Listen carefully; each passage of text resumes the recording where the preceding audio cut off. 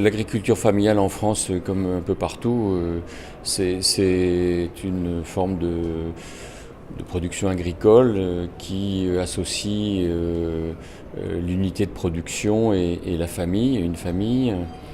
Euh, c'est dire qu'il y a une sorte d'unité de décision concernant à la fois l'usage du capital foncier, du capital d'exploitation, et également du collectif de travail familial.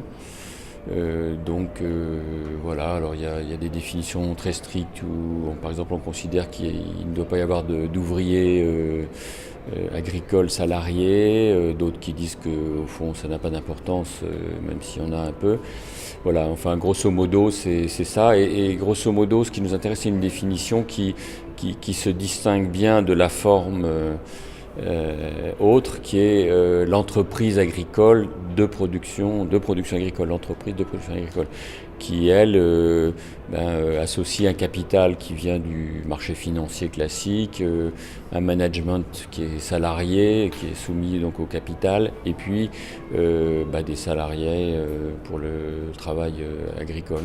Les chiffres, c'est une domination énorme de l'agriculture familiale, qui elle-même est très diverse, hein, évidemment, mais comparativement à ce modèle, elle est à 95, 16, 17, 18% du total des exploitations.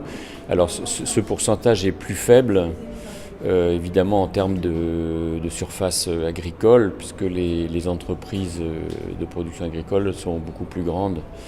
Voilà. Et on peut signaler d'ailleurs qu'il y avait une troisième forme qui a quasiment disparu, c'est les fermes d'État, hein, qui représentent un troisième modèle où là le capital est public, il y a du salariat, mais ça a disparu pour l'essentiel depuis les années 90. Donc avec les régions, on travaille sur les questions de nouveaux systèmes alimentaires. Et donc on a fait une enquête auprès des régions de France, 22, pour travailler, analyser leur politique alimentaire.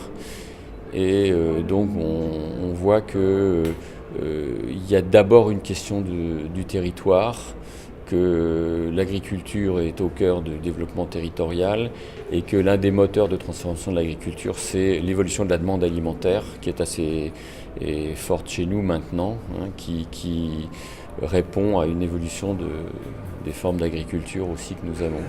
Nos ambitions, c'est d'utiliser ce vote de l'ONU. Le vote de l'ONU, c'est suite à un processus issu des organisations de producteurs et des ONG essentiellement, relayé par certains gouvernements, notamment le gouvernement des Philippines. L'Assemblée générale des Nations unies a décidé de dédier l'année 2014 à l'agriculture familiale. Voilà.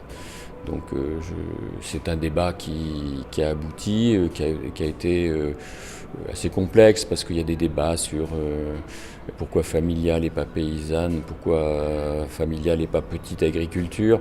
Bon, et en fait, c'est familial parce que c'est effectivement le principal modèle alternatif de ces entreprises de production agricole. Et pourquoi c'est arrivé à ce moment-là? D'abord, c'est arrivé suite à la crise des prix de 2008-2009, qui a fait croire à un certain nombre de capitalistes, disons, de fonds d'investissement ou autres, que les prix agricoles allaient rester très hauts et le prix du foncier allait monter. Donc c'était finalement un investissement qui pouvait valoir le coup. Ça s'est un peu éteint de ce côté-là, mais donc le mouvement, ça a été perçu comme une menace, hein, une alerte pour les organisations de producteurs notamment. Et donc il y a eu cette réaction, et on s'est servi de l'agriculture familiale pour contrer aussi cette perspective qui pouvait entraîner des exclusions massives, hein, en termes de paysans. Voilà. Et donc il y a eu des discussions aussi, parce que tout le monde n'était pas très favorable à cette idée, considérait que l'agriculture familiale c'est un archaïsme, que pourquoi est-ce qu'on ressort ce vieux truc, etc. Alors que c'est quand même 95% de l'agriculture. Mais enfin. Et donc ceux qui ont fini par accepter qu'il y ait cette année, on dit mais il n'y a qu'à la faire plus tard. Bon, enfin finalement ça s'est fait assez rapidement en 2014. Voilà. Alors du côté de la France, bon, d'abord on considère qu'on a une agriculture familiale dans notre histoire et dans notre présent, et que on pense aussi que c'est un projet d'avenir, hein, et pas un archaïsme, que finalement ce modèle a traversé les siècles, il est très flexible, il a des avantages très importants en termes d'emploi, parce que c'est vrai que la solidarité familiale est la première des solidarités. Donc quand il y a un travail qui dort, on va avoir tendance à l'inclure dans le travail de l'exploitation, ce qui n'est pas le cas d'un salarié, si vous voulez, pas le même rapport. Voilà, donc nous considérons que cette forme d'agriculture a un avenir. Pour l'emploi bien sûr, pour la gestion des ressources naturelles aussi, et puis pour le troisième pilier, l'un des trois grands piliers, pour la production agricole et alimentaire pour l'essentiel aussi. Voilà, bon, tout ça doit être vérifié, mesuré. Enfin, il y a un travail de chercheur qui a été fait, qui est en cours ou qui se fera pour voir l'avantage comparatif ou pas, et dans quel contexte de cette forme d'agriculture. Alors nos ambitions, c'est premièrement de s'inscrire en faux, de lutter contre le dénigrement qui est porté à cette forme. Enfin, c'est une vieille histoire, hein, les paysans n'ont pas toujours eu la cote. Le deuxième grand objectif, c'est justement de voir dans quel contexte il y a supériorité de ce modèle par rapport à l'autre, si on en reste là. C'est pas l'intérêt qu'on porte à l'agriculture familiale n'est pas un intérêt idéologique ou quasi religieux, c'est pas une affaire pétiniste, si vous voulez, de parler de la famille. C'est qu'on pense que dans la plupart des contextes, c'est une bonne formule.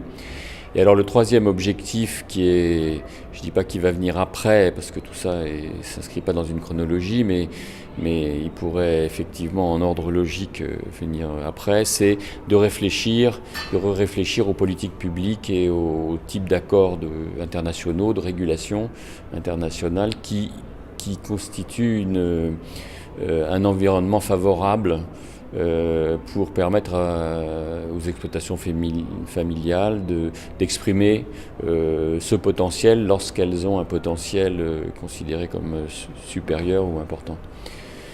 Voilà, donc on considère que la plupart des politiques agricoles sont plutôt anti-paysannes que pro-paysannes, et donc on veut mettre ça aussi sur la table. On travaille avec nos partenaires habituels, hein, bien sûr les Européens, bien sûr les Africains et bien sûr, puisque c'est le sujet, la Méditerranée. Et notamment, ici on est au Salon de l'Agriculture, qui est considéré comme un très grand salon, mais il y a un autre très grand salon dans la Méditerranée, c'est Meknès, puisqu'ils ont pratiquement 1 million de visiteurs, et également des chiffres presque supérieurs aux nôtres. Et donc on va profiter de ce salon de Meknès pour faire des actions d'échange avec les Marocains, mais pas seulement, parce que c'est aussi régional avec d'autres Méditerranéens, et aussi puisque les Marocains ont une forte politique de coopération avec les pays subsahariens, avec les partenaires d'Afrique noire.